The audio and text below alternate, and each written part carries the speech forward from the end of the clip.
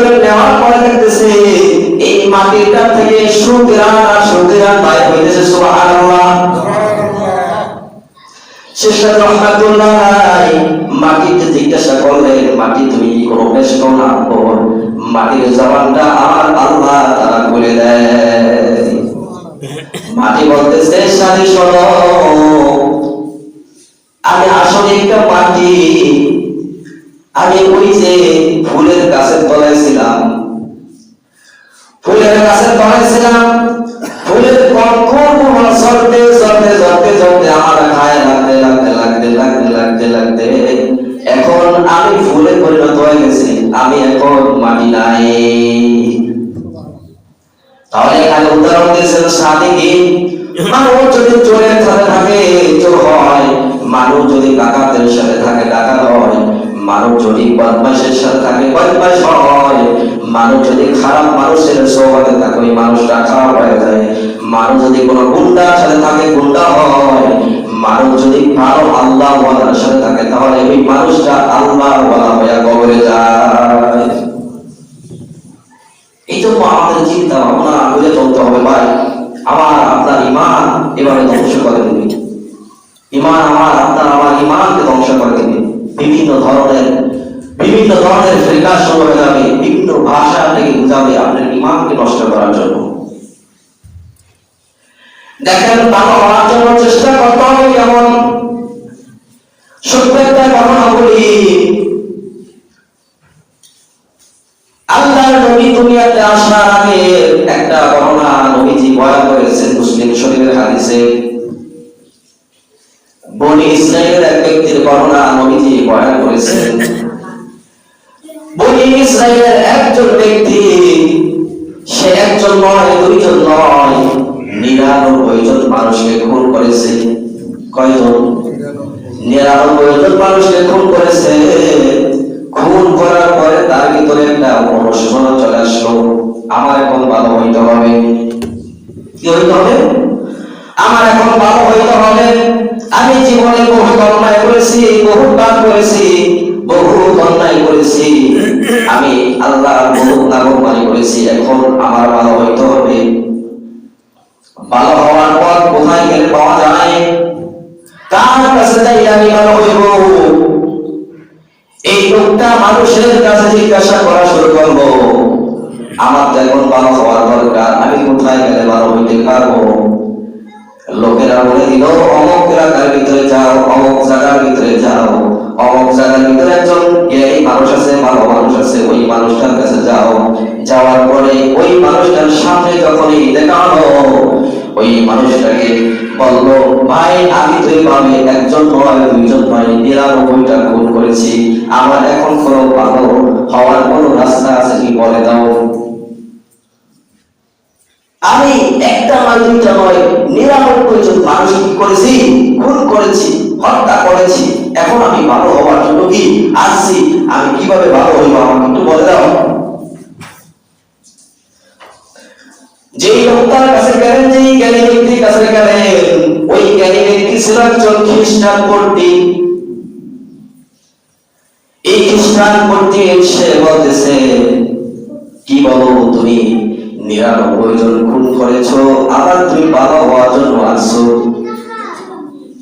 কি বলো? তুমি কোনদিন ভালো হতে পারবা না, আমার দরবার থেকে বের হয়ে যাও, ভালো হওয়ার তো কোনো রাস্তা দেখি না, তুমি কিভাবে ভালো হইবা? একজন নয়, দুইজন নয়, 99 জন মানুষকে হত্যা করেছো।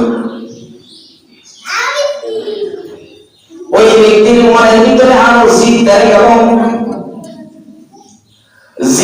ধরে গেল, সে চিন্তা করলো যে আমার তো ভালো হওয়ার কোনো রাস্তা নাই, তাহলে এই ব্যক্তিকেও আমি কি করে দেই? খুন করে দেই, 100 জন মরণ হয়ে যাক, আর আরো ফিগার হয়, আমি আবার চলাটা শুরু করে দেই। এইভাবে কি করলো? ওই একজনকেও সে খুন করে দিল। ভালো কতজন? 100 জন। 100 জন খুন করার পর এই ব্যক্তি ভালো হওয়ার রাস্তা খুঁজতেছে, কোথায় গেলে ভালো হওয়া যাবে, কোথায় গেলে আল্লাহকে পাওয়া যাবে, আল্লাহ আমার গুনাহগুলো মাফ করবে। এই জন্য সে কি করে নাই? বন্ধ করে নাই, ভালো হওয়ার জন্য আবার রাস্তা খুঁজতেছে। হাঁটতেছে, রাস্তা খুঁজতেছে, লোকদের কাছে জিজ্ঞাসা করে এমন কোন জ্ঞানী ব্যক্তি আছে কিনা তার কাছে যাই আমি ভালো হইব। লোকেরা বলল অমুক এলাকার ভিতরে যাও, অমুক জায়গার ভিতরে যাও, সেখানে একজন বড় জ্ঞানী মানুষ আছে, তার কাছে যাই তোমাকে সন্তান দিবে, তুমি ভালো হতে পারবা।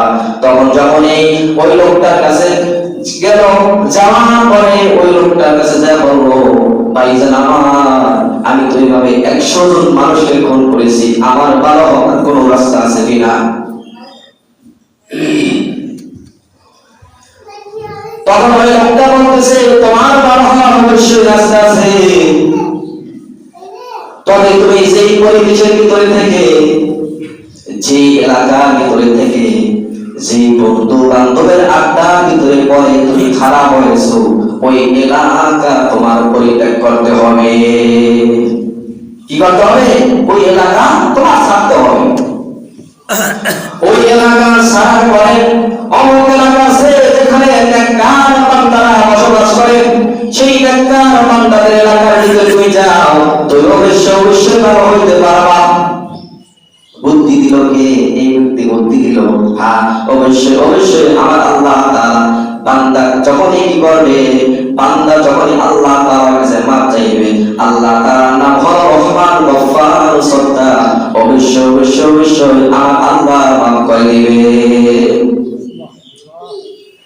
তাহলে এই ব্যক্তি বলল কি, যে এলাকার ভিতরে তুমি থেকে, যে বন্ধু বান্ধবের সাথে তুমি থেকে তুমি এত খারাপ হয়েছো, একজন নয়, দুইজন নয়, 90 জন অথবা 100 জন মানুষকে হত্যা করেছো, এই মানুষগুলো আমাদের হত্যা করেছো, অবশ্যই যেই জায়গার ভিতরে তুমি হত্যা করেছো ওই জায়গার মানুষগুলো খুবই খারাপ, ওই খারাপ মানুষগুলোকে পরিহার করো, এলাকা পরিহার করো, অন্য এলাকার ভিতরে চলে যাও, ওই জায়গার ভিতরে যাইয়ে তুমি ভালো হইতে পারবা। আল্লাহর বান্দা এবার ভালো হওয়ার জন্য রওনা, ভালো হওয়ার জন্য আল্লাহ তাআলার বান্দা রওনা। পথের ভিতরে আল্লাহ পাক রব্বুল আলামিন আজরাইলকে পাঠায় দেয়, ভালো হওয়ার এলাকায় যাইতেছে, মানুষের কাছে যাইতেছে, আর এই দিকে আজরাইল তার সামনে উপস্থিত। আজরাইল আলাইহিস সালাম এসে তার জানটা কবজ করিল, কিন্তু যখনই আজরাইল আলাইহিস সালাম এসে তার সামনে দাঁড়ালেন, এই চিন্তা করলেন আমার মৃত্যু তো হবে, আমি আর বাঁচতে পারবো না, তাহলে আমি ভালো হওয়ার চেষ্টা করে যাই, মৃত্যু হয়তো, কিন্তু আমি ভালো হওয়ার চেষ্টা আমি ছাড়বো না। আজরাইল তার সামনে জানটা কবজ করবে, আজরাইলকে দেখে পরে এই ব্যক্তি মাটির ভিতরে পরে গড়াগড়ি শুরু করে দিল। হাদিস শরীফের ভিতরে লেখা হয় এই ব্যক্তি যখনই মাটিতে পড়ে গেল, ভালো হওয়ার সূচনা অনুশোচনা তার ভিতরে ছিল, কিন্তু সে ভালো হওয়ার জন্য কি করলো, সে চিন্তা করলো আমার এখন জান কবজ হবে, কিন্তু আমি কি করি, আমি একটু চেষ্টা করি এই বুক দিয়া বসে ওই নেককার বান্দা যেখানে আছে সেই এলাকার দিকে সে অগ্রসর হওয়ার জন্য চেষ্টা চালায় গেল। সুবহানাল্লাহ।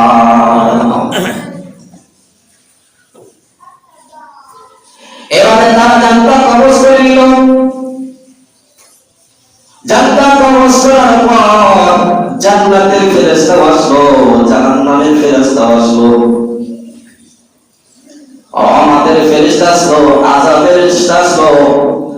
রহমতের ফেরেশতা সে বলল এই ব্যক্তির রূহটা জান্নাত দিয়ে যাইব, এই ব্যক্তির আত্মার রূহকে জান্নাত দিয়ে যাইব।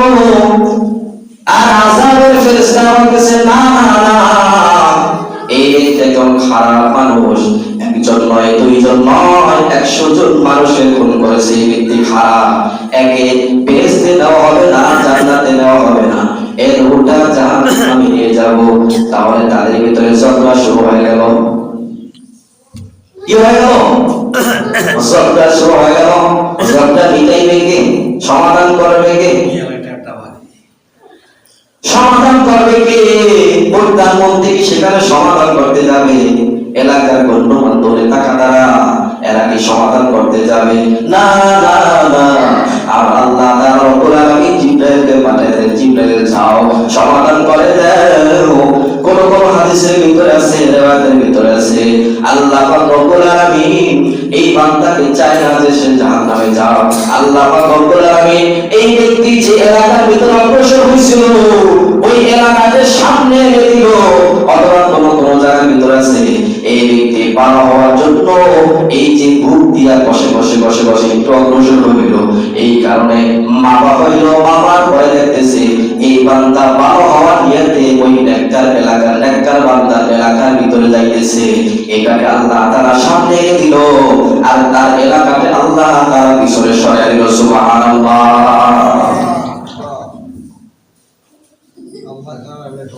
এর দ্বারা কি বুঝলেন? এর দ্বারা বুঝলেন আমাদের ভালো হতে হবে। আমরা খারাপ হয়ে গেছি, আমাদের অন্তরটা নামা হয়ে গেছে গুনায় গুনায়, দুনিয়ার এই খেল তামাশার ভিতরে পড়ে, দুনিয়ার লোভ লালসার লালসার ভিতরে পড়ে, মানুষের সংস্পর্শে দেয় অথবা গ্রামের মানুষের সাথে চলাফেরা করে। আমি কি হয়ে গেছি? খারাপ হয়ে গেছি। তোমার ভিতরে একটু অনুশোচনা আসতে হবে যে এখন তোমার ভালো হয় দুনিয়ার থেকে বিদায় নিতে হবে। যদি ভালো না হয়, যদি কবরে যায়, ওই কবরের মাটিগুলো এমন জোরে চাপ মারবে এক বাজারের হাড়গুলো অন্য বাজারের ভিতরে ঢুকে যাবে। বেনমাদের কবরের ভিতরে 99টা সাপ চলে আসবে, বেনমাদের কবরের ভিতরে জাহান্নামের আগুন জ্বালিয়ে দেওয়া হবে। এই জন্য ভালো হয়ে যাইতে হলে আমাদের চেষ্টা করার দরকার আছে না নাই? আমরা সবাই ভালো মানুষ হইতে চাই, চাই না? যদি ভালো হইতে চাই তাহলে কি করতে হবে? এক নম্বর হলো আল্লাহর ভয় অন্তরে ঢুকাইতে হবে। আমি যাহা কিছু করি সব কিছু থেকে আমার মালিক, আমি যাহা কিছু করতেছি সব থেকে আমার আল্লাহ তাআলা সব কিছু দেখতেছে। এইটা আগে তোমার ভিতরে ঢুকাও, তাহলে দেখবা তুমি যদি গুনার কাজে যাও তোমার মনের ভিতরে বাধা দিয়ে দিবে। না না না না, দুনিয়ার সকল মানুষকে ধোঁকা দেওয়া যায় কিন্তু আমার আল্লাহকে ধোঁকা দেওয়া যায় না, জানেন? এই জন্য ভালো হওয়ার আমাদের চেষ্টা করতে হবে না? মুক্তি হই, মুহাদ্দিস হই, হাফেজ হই, যা হই, ভালো হইতে হবে না? ভালো না হয় কবরে যাওয়া যাবে? হ্যাঁ, কিসের ভালো আমরা বলেন তো? আসেন আমি একটু ছোট্ট ঘটনা বলে আমার আলোচনা শেষ করে দেই।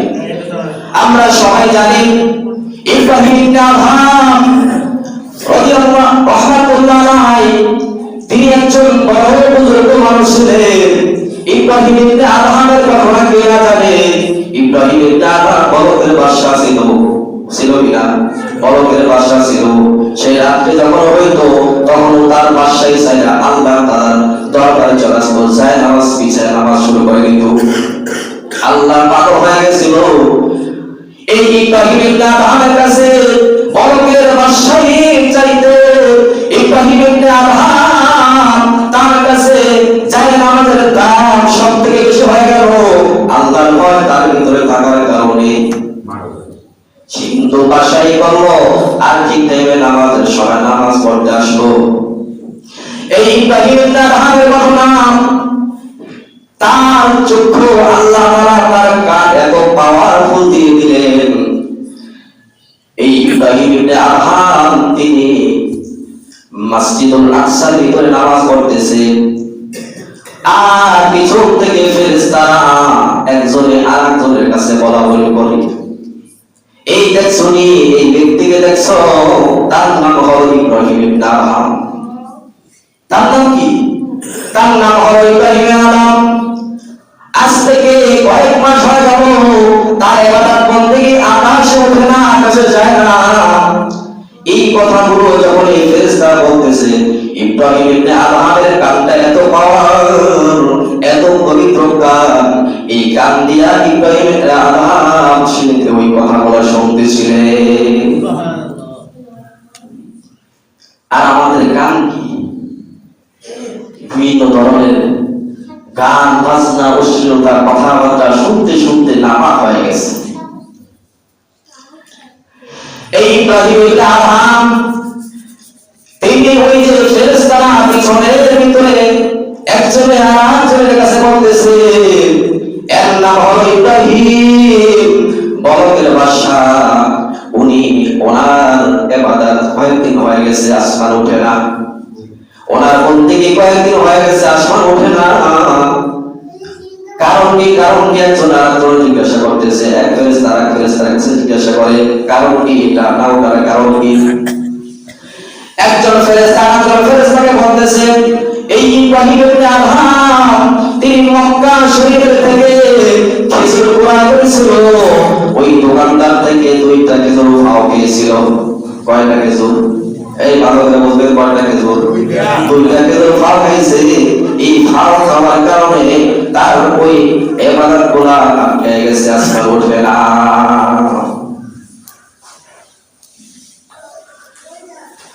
ইব্রাহিম ইবনে আদহাম তার কিন্তু মনে নাই, যখন এই ফেরেশতারা তারা আলোচনা করতেছিল ইব্রাহিম ইবনে আদহামের মনের ভিতরে স্মরণ হয়ে গেছিল, আসলে অবশ্যই আমি কিন্তু সেখান থেকে 2টা খেজুর খেয়েছিলাম, আমার মনে নাই। এই ইব্রাহিম ইবনে আদহাম এবার কি করলো, এই বাইতুল আকসা থেকে এবার মক্কা শরীফের ভিতরে রওনা দিল। মক্কা শরীফের বাজারে গেল, বাজারে যায় ওই যে দোকান থেকে খেজুর কিনেছে ওই দোকানদারকে খুঁজতেছে, কিন্তু ওই দোকানদার দুনিয়া থেকে চিরবিদায় নিয়ে গেছে। যায় দেখতেছে ওই দোকানের ভিতরে সেই বুড়া মৃত্যু মানুষ নাই, একটা নওজোয়ান দোকানদারি করেন। ইব্রাহিম আদহাম তিনি ডাকতে বললে নওজোয়ান যুবক, এই দোকানের ভিতরে দোকানের মালিক ছিল এমন দেখে এমন গঠনের মানুষ, এমন বিরুদ্ধ বুড়া মানুষ ছিল। তিনি কে? তখন ছেলে বলতেছে তিনি হলেন আমার আব্বা, কয়েকদিন হয়ে গেল দুনিয়ার থেকে চিরবিদায় নিয়ে আল্লাহ তাআলা তাকে সারা দিয়ে চলে গেছে।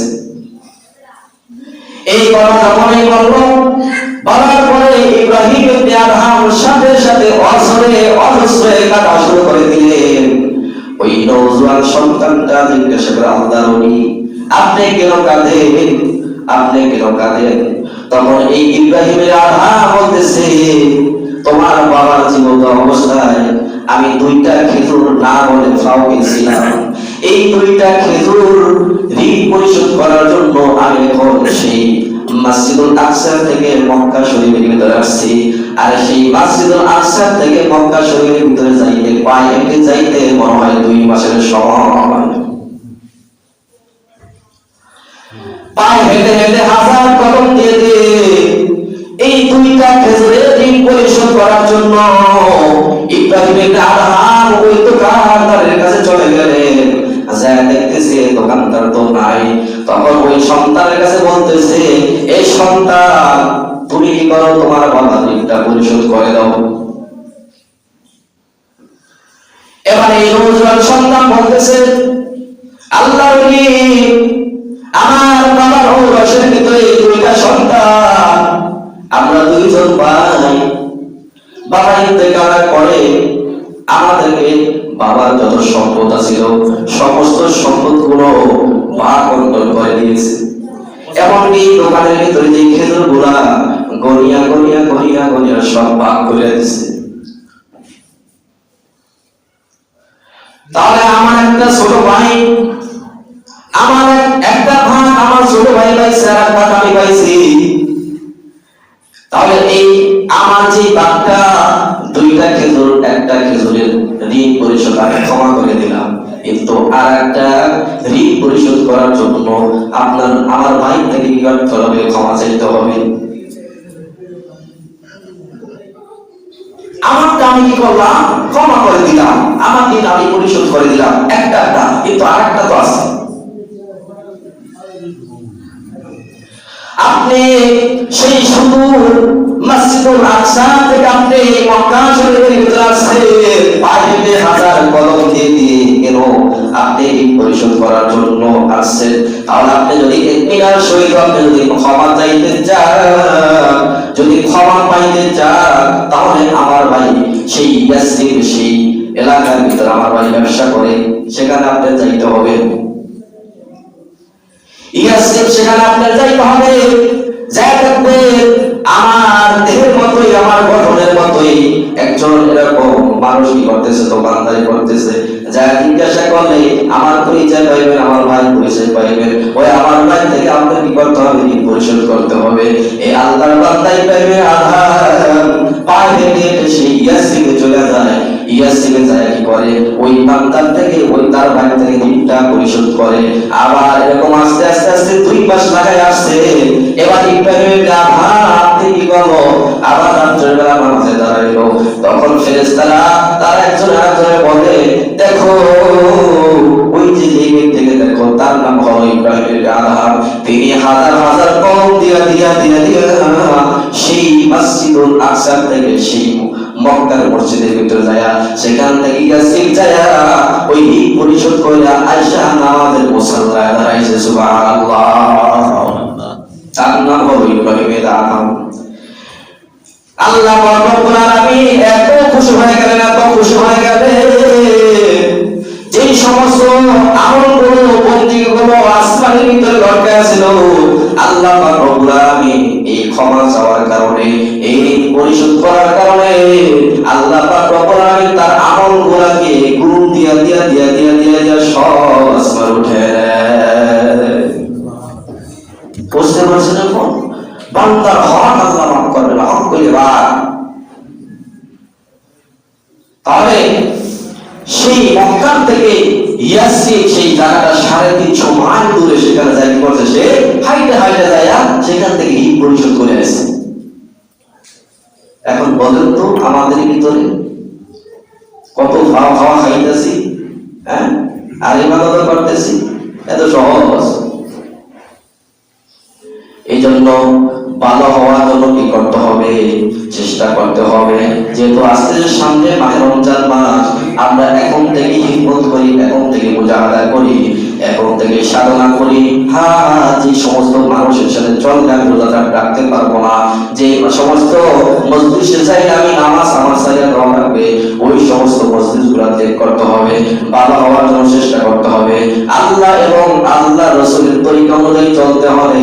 এই সমস্ত পদে পদে পদে পদে আপনার আমার চিন্তা ফিরে করে চলতে হবে। আল্লাহ পাক রব্বুল আলামিন আমাদের সবাইকে আল্লাহর হুকুম নবীর তরিকা অনুযায়ী চলিয়া জীবন যাপন করিয়া আল্লাহর হুকুম বিধিবিধান মানিয়া কবরে যাওয়ার তৌফিক দান করুন সবাই, আমিন। ওয়া আখিরু দাওয়ানা আলহামদুলিল্লাহি রাব্বিল আলামিন। আমরা